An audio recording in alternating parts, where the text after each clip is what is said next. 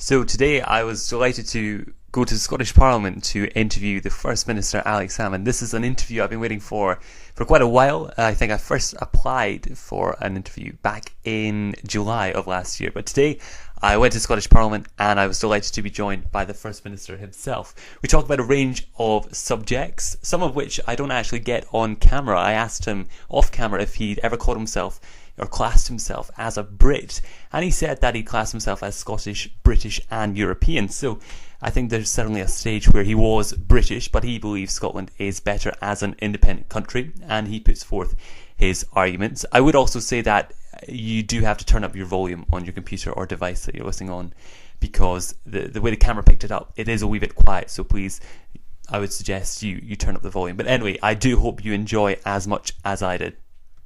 This week, 4%, there's a 4% decrease in support for independence. Realistically, beneath it all, when you think pragmatically about it, are you fighting a losing battle? Well, the first thing I do is I wouldn't pay too much attention to a single opinion poll. A week past Sunday, the Sunday Times, there was an opinion poll which showed the two sides level at 44-44 if you factored in the European dimension. So rather than, you can cite a poll, I'll cite a poll, we'll all cite a poll. Opinion polls are of little interest at this stage in the campaign. What should be of interest in the campaign is preparing a platform we can argue positively with the Scottish people. Do I think we'll win the referendum next September? Yes. Interestingly enough, that view is not shared by somebody who used to lead your party. Gordon Wilson said in a Times interview recently that, and I quote, Scotland will vote no next year. How can you win if somebody so senior is already admitting defeat? Michael Forsyth described Ruth Davidson as being on a suicide mission last week. Tony Blair said that Ed Miliband's strategy was totally wrong-headed in terms of becoming a government. I won't even go into the Tories at Westminster, since never mind past leaders, current MPs say that the current Prime Minister couldn't land a plane, even if he was at the controls. So, is he right? The point I'm making is that different views are a healthy thing in different parties.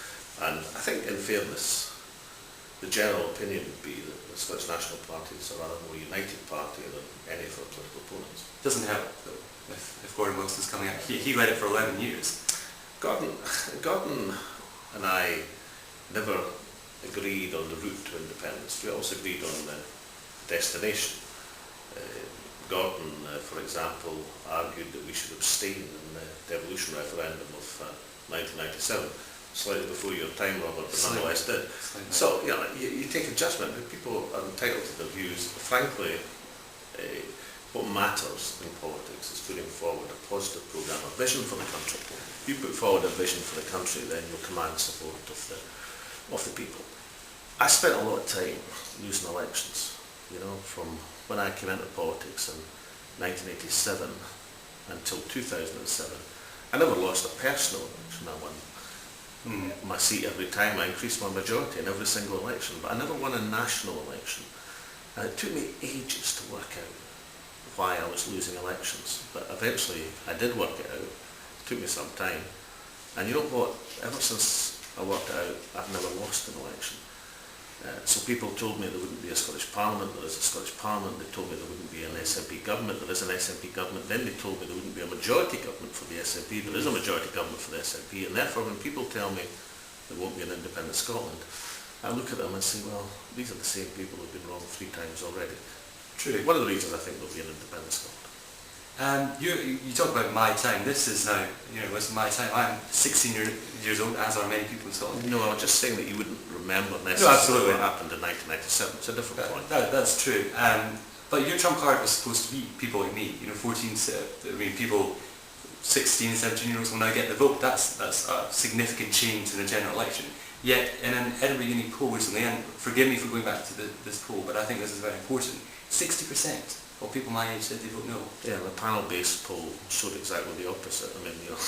You go back to your So you don't focus on polls? Well, firstly, the premise of your question is not correct. I never said votes for 60 and 70-year-olds was my master plan. That was my opposition. I support votes for 60 and 70-year-olds because it's the right thing to do. I've always supported votes for 16 and 17-year-olds, not just for referendum campaign incidentally, but for elections to the Crofting Commission, for elections to local health boards. I put forward the votes for 16 and 17-year-olds. But it would be nice if we all... I didn't do that because I had an agenda for independence, or I did that because I believed it to be right. I never said there was a secret weapon. I'm just pointing out that many other polls have shown a difference from the Edinburgh University poll. One thing I would say about the Edinburgh University poll, which would lead you to have some scepticism about it, is they also interviewed the parental view. And the parental view of people in the Edinburgh University poll was less than the young people's view. Now the point about that is, of course, that would suggest to you that perhaps, by some means or another, they didn't come up with a most representative sample. Which is why you should always beware of alighting on one poll against another. Okay, but if we talk about you, who, you are, to many people, the face of independence. And if we talk about you, you'll be First Minister. We vote yes next year, you'll be First Minister. Yet in 2008, when RBS went bust, as we're still sort of, very aware today, you supported Frederick Goodman's takeover of ABN AMRO. You signed the letter, Yours for Scotland. It was signed before the American deal came through, before Barclays pulled out of the race for ABN AMRO. You can't say the circumstances in 2007, 2008. Of course, the other aspect of why this is a kind of dead-end question for the No campaign, if I may say so, is the person who approved that deal, who was without... yes, I thought I'd tell you. You've reminded us. The person who was in charge, the person who was responsible, the person who had the nation's finances under his tutelage, was the leader of the No campaign. But you were very supportive of the bid. Well, my job as First Minister, when Scottish companies are engaged in activities, is to be as supportive as I can be. I was neither running the bank, nor more crucially, running the Treasury, nor was I Prime Minister of this country, nor did I have responsibility. So the reason that the No campaign, apart from yourself, of course, don't pursue that line, is because, of course, the leader of the No campaign was actually the man who was responsible when the Royal Bank went into near oblivion. So you're not also the man who was responsible for the growth in 2010 of the British economy before he was chucked out? I think, I'll tell you what, by all reason in politics, the current Conservative-Liberal alliance should lose the next election. And the one thing they have which might mean that's not the case is that by majority in the variety of surveys that are taken, not just one survey but many surveys, that most people give responsibility, not for recovery, because most people disagree with the current Chancellor on recovery, but most people in terms of responsibility for the state of the country allocate that responsibility to Gordon Brown and Alistair Darling. So if it comes to a verdict on who's accountable, who's responsible, who was in charge, who was at the helm, then the leader of the No campaign, I think, has been found wanting by not just the people of Scotland, but the people across these islands. And just before I go into my final question, you talk about Scotland as an independent country, and it will be this beacon of progressivism. Well, beacon of progressive opinion was the phrase. Well, how will it be, how do you actually achieve a prosperous country?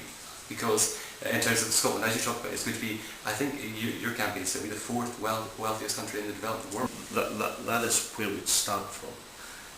If you take Scottish GDP, Scottish resources and gross domestic product, generally accepted indicator of national wealth and divided by population, and you get GDP per capita, then right now Scotland is the 8th most prosperous country in the GDP. Now, as part of the Union. Well, I'm coming to that in a second.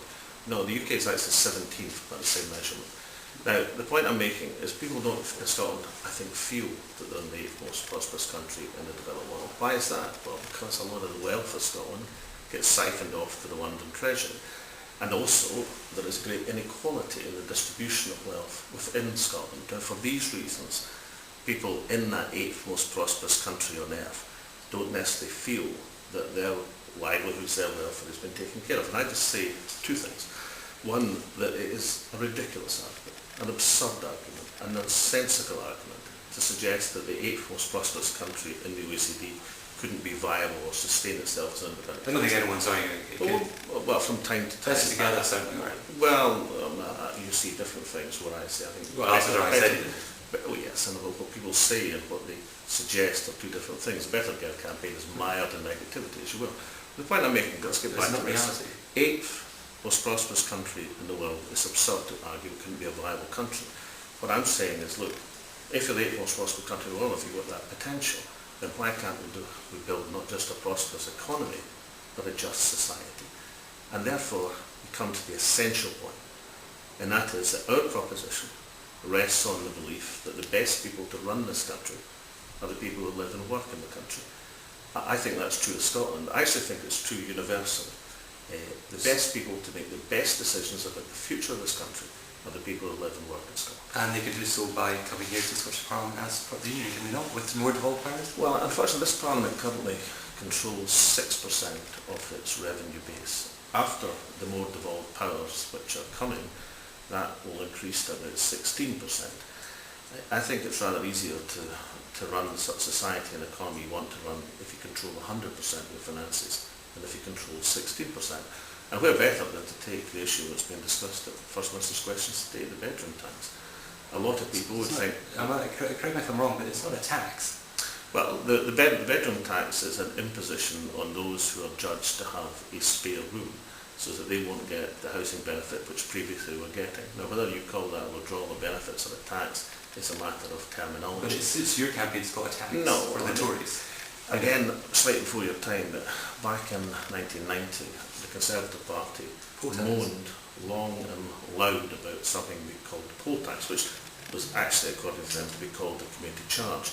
Can I just put it to you, when a policy becomes known in a phrase like the poll tax or the bedroom tax, then it's doomed as a policy, because that's how it's inscripted in the public mind. So where you regard a withdrawal of benefits or an imposition on poor people as a tax or a withdrawal of benefits, one thing I'm absolutely sure, it's not fair. And no civilised society... You can stop it, as First Minister, you have the powers to... No, I don't. Stop these, do you not? Absolutely not. I don't control Social Security. That's part of the reserved powers. The taxation base of Social Security is part of the 94% of taxation which is currently controlled in Westminster. Of course I don't. What I will do is have the power to do it in an independent Scotland, and if elected, then we'll do it in the first year. But I mean, you won't disagree that we have to make cutbacks. But if I could say finally, well, it's certainly have to make cutbacks in terms of a devolved parliament where you have a fixed budget, and therefore, by definition, if your budget is cut, then you have no alternative to it to make efficiencies that you couldn't do otherwise. Whether that is the right strategy for the economy at this particular moment, whether you could gain growth and close the deficit by investing in the economy as opposed to retrenching in finance, is a different argument. We cannot decide that at the present moment. We can only decide that if we have control of Scotland's finances. There we go. I hope you enjoyed that. That was myself and the First Minister, and him putting forward his proposal for an independent Scotland, him suggesting that Scotland would be better off independent, and I'm sure that interview will maybe open your eyes to some of the prospects which we would face if we were independent. Remember, you can look at all my other interviews on my website, robertweir.co.uk, and I'll have some more interviews coming up in the near future. In the meantime, thank you very much for watching